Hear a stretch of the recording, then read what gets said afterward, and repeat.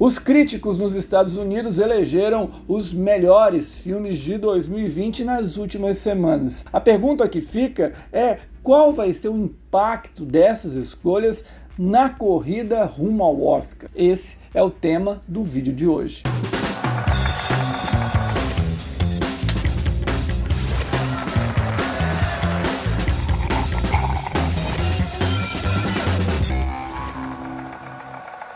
Como eu estou lançando esse vídeo no dia 25 de dezembro, é claro que eu quero desejar a vocês um Feliz Natal. E para você também que está assistindo dias depois, espero que tenha tido um grande Natal.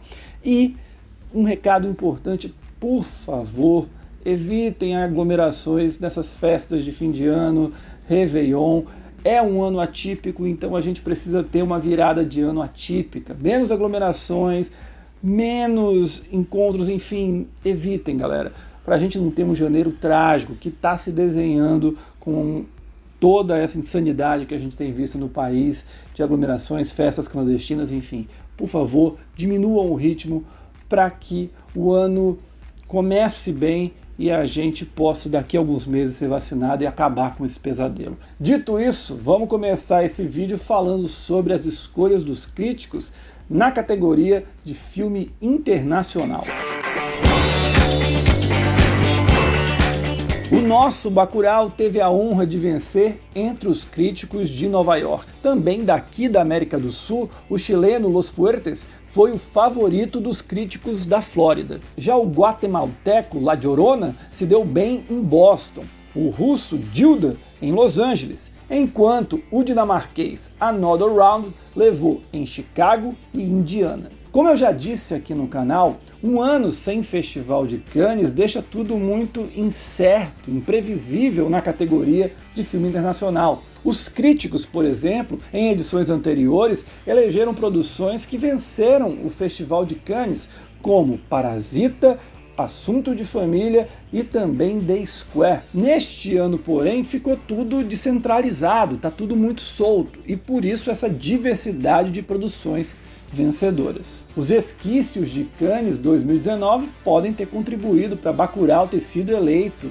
pelos críticos de Nova York como a melhor produção internacional. Também ajudou o fato do filme ter sido distribuído pela Kinolobby, uma empresa nova-iorquina que teve uma estratégia muito legal de streaming durante a pandemia, que ajudou a bancar as contas, que ajudou a sustentar muitos cinemas de pequeno porte de Nova York e dos Estados Unidos de modo geral. Daí fica aquele gostinho amargo. Primeiro, por ele ter sido preterido pela Vida Invisível na disputa pela vaga brasileira do Oscar 2020. E segundo, que mesmo que ele viesse a ser indicado neste ano, ele teria perdido para Parasita. Isso que é falta de sorte. Quem sai favorito nessa disputa para o Oscar 2021 de melhor filme internacional é Another Round. O filme dinamarquês ganhou 2 prêmios junto aos críticos americanos, além de ter dominado totalmente o European Film Awards. Lançado na Apple TV, Wolfwalkers venceu em Nova York, Los Angeles e Chicago, enquanto Soul levou Flórida e Indiana. Já os críticos de Boston ficaram com o chileno A Casa Lobo. Em melhor animação no ano passado, a crítica americana inteira, exceto a de Chicago, foi com Perdi Meu Corpo. A animação francesa até conseguiu ser indicada, mas não foi páreo para a disputa entre Toy Story 4 e Klaus. Por outro lado, os críticos de Nova York, eles têm coincidido com os gostos da academia. Por exemplo, Aranha Verso, Viva, Zootopia e Divertidamente foram premiados nos 2 eventos. Com isso, dá para dizer que Wolfwalkers colocou aquela pulguinha atrás da orelha da Pixar e pode incomodar só no Oscar. Ainda que eu acredite que o filme da Disney vai acabar chegando como franco favorito. Nova York passou por cima do desejo da Netflix de colocar Chadwick Boseman, de A Voz Suprema do Blues, em melhor ator, e o elegeu como coadjuvante. Do mesmo filme, o Glenn Turman foi o vencedor em Los Angeles, enquanto o Leslie Odom Jr., de One Night in Miami, ficou com Indiana. O maior vencedor, entretanto, foi o Paul Raci. Destaque em O Som do Silêncio, ele conquistou os críticos de Boston, Chicago e Flórida. Paul Raci definitivamente entrou no radar do Oscar. Em Chicago, onde ele venceu, todos os últimos 4 vencedores foram indicados. Em Boston, onde ele também venceu, esse número sobe para 6. Ele ainda corre por fora, mas ganhou uma visibilidade boa e pode chegar entre os indicados. Assim como o Glenn Turman, que todo mundo falava em A Voz Suprema do Blues, de Chadwick Boseman e Viola Davis, e ele mansamente acabou também se destacando. Pode ser indicado, ainda que eu não aposte todas as minhas fichas nele. Se a vitória do Leslie Odom Jr. não chega a surpreender, até pelo fato dele ser bastante cotado a uma indicação por One Night in Miami, a ausência do Bill Murray é que acaba sendo marcante, acaba sendo uma surpresa infelizmente negativa. Se esperava que por On The Rocks ele conquistasse os críticos, até porque tem sido bastante elogiado.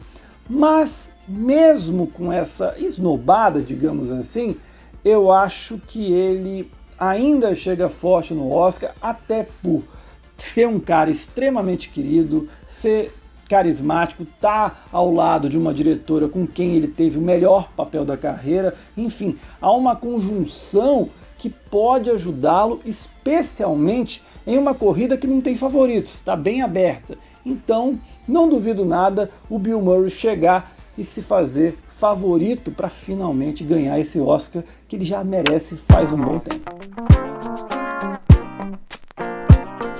Revelação de Borá 2, a Maria Bakalova conquistou os críticos de 4 cidades: Nova York, Flórida, Indiana e Chicago. Já a Yeon Yeon-jung, de Minari, levou Los Angeles e Boston. Apesar de ter acertado as 2 últimas vencedoras do Oscar de atriz coadjuvante, a Laura Dern e a Regina King, os críticos de Nova York, quando apostaram em uma atriz de comédia, nem indicada ela foi.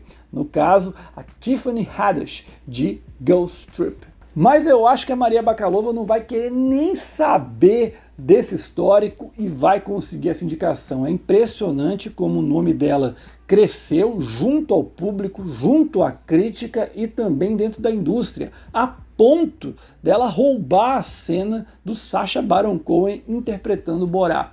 Pode anotar que provavelmente ela pega essa vaga. Já a Yoon Yeon-jung, me perdoem, o meu coreano ainda não está tão afiado assim, prometo melhorar até o Oscar, cada vez mais se consolida para essa indicação. Acho que ela vai ser nomeada assim, até para a academia se redimir pela esnobada completa e absurda do elenco de Parasita no Oscar 2020.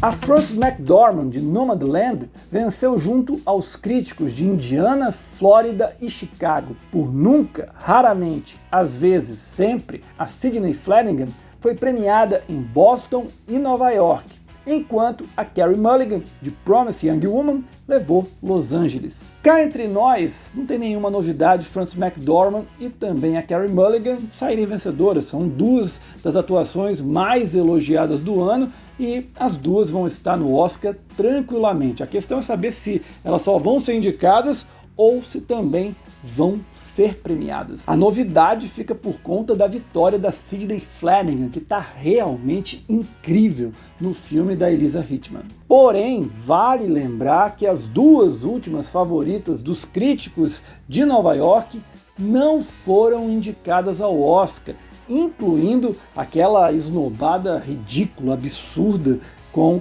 a Lupita Nyong'o de Nós. Daí você deve estar se perguntando, mas cadê a Viola Davis por A Voz Suprema do Blues? Ela pelo menos apareceu em 2º lugar, diferente da Vanessa Kirby, de Pieces of a Woman, que foi completamente esnobada. Porém, não se desespere, a Princesa Margaret de The Crown vai estar no Oscar e deve ter boas chances de vencer o prêmio. Por destacamento Blood, o Delroy Lindo venceu com os críticos de Nova York e Indiana. Já o Chadwick Boseman, de A Voz Suprema do Blues, ficou com Los Angeles e Chicago. Já em Boston e Flórida, deu Anthony Hopkins por The Father. Apesar da academia e dos críticos terem ido para caminhos opostos nos últimos anos, com as vitórias do Gary Oldman, do Rami Malek e também do Joaquin Phoenix, essas vitórias nesse ano dão um bom panorama do que a gente pode esperar para o Oscar 2021 de melhor ator. Cada um deles venceu em duas regiões. O Boseman e o Hopkins, como eu já disse aqui em um vídeo anterior, link está na descrição, são os favoritos e vão brigar cabeça a cabeça até o dia do Oscar. Já as vitórias do Delroy Lindo são aquelas que servem para indicar tendências de não vencedores, mas sim de potenciais indicados, como aconteceu em anos anteriores com Adam Driver, também com Timothée Chalamet e o Antônio Bandeiras. Nos segundos lugares dessas listas apareceram o Riz Ahmed, de O Som do Silêncio, o Steven Yeun, de Minari, e também o John Magaro, de First Cow, justamente a turma que está brigando pelas duas últimas vagas. Os destaques pelas ausências foram o Gary Oldman, de Mank, e também o Tom Hanks, de Relatos do Mundo. A única unanimidade entre os críticos foi a Chloe Zhao. Ela venceu nas 6 regiões em melhor direção por Nomadland. Por incrível que pareça, essa não é uma notícia tão boa assim quando a gente pega o retrospecto das últimas 2 unanimidades, que foram o David Fincher, de A Rede Social, e o Richard Linklater, de Boyhood. No Oscar, os dois perderam, respectivamente, para o Tom Hooper, de O Discurso do Rei, e para o Alejandro González Iñárritu, por Birdman.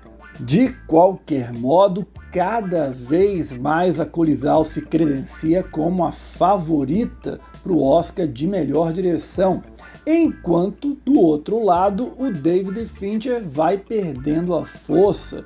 Mank parece que não conquistou nem o público, nem a crítica e, pelo visto, nem a indústria. Outro bom indicativo é que entre os segundos lugares ficaram 2 mulheres, a Kelly Reichardt, de First Cow, e a Regina King, de One Night in Miami. Isso indica que a gente pode ver algo inédito na história do Oscar. 2 ou mais mulheres indicadas na categoria e a primeira mulher negra também nomeada em melhor direção. Nomadland levou Indiana, Boston e Chicago. First Cow ficou com Nova York e Flórida. Já Los Angeles surpreendeu e optou pela coletânea de 5 filmes Small Axe, comandada pelo Steve McQueen, diretor de 12 anos de escravidão. Que Nomadland vai ser indicado, isso todo mundo sabe. Agora, a produção sair vencedora do Festival de Veneza, sair vencedora do Prêmio do Público de Toronto, ganhar 3 associações importantes de críticos dos Estados Unidos é muito significativo para colocar a produção na dianteira rumo a essa vitória no Oscar do ano que vem. A boa novidade é a vitória de First Cow, especialmente em Nova York.